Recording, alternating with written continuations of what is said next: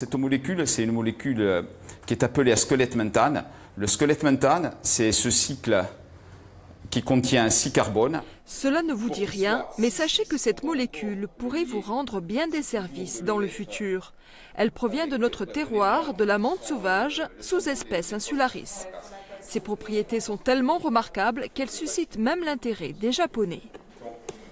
Lorsqu'ils ont vu qu'on avait publié cette molécule, ils en voulaient 1 kilo.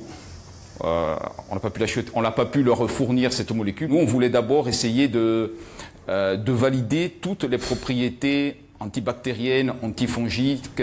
Justement, ces particularités sont testées en laboratoire avant d'être mises sur le marché.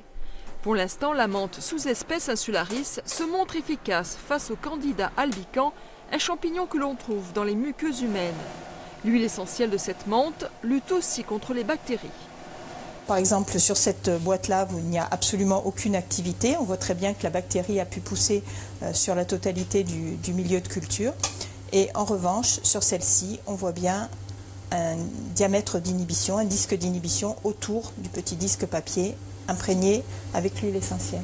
Le travail mené sur les huiles essentielles participe à la notoriété de l'Université de Corse. La structure des molécules y est parfaitement déterminée et a permis de créer une nouvelle filière, celle des cosmétiques insulaires.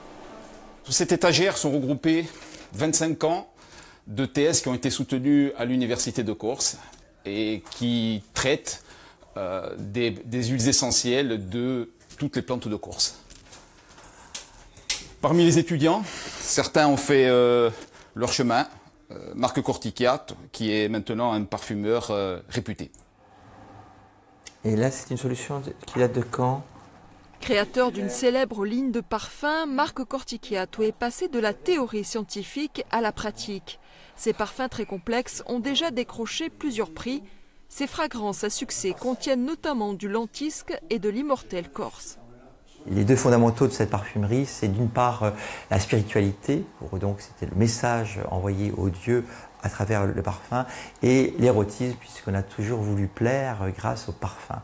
Donc dans ces huiles essentielles corse, et notamment dans l'immortel de Corse, on retrouve ces deux facettes, une facette en sens spirituel et une facette très prononcée de sensualité, d'érotisme.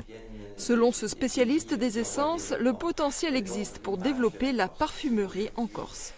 Je reste un cas presque isolé en tant qu'utilisateur, parfumeur utilisateur de ces huiles essentielles, et je pense qu'il faut les promouvoir.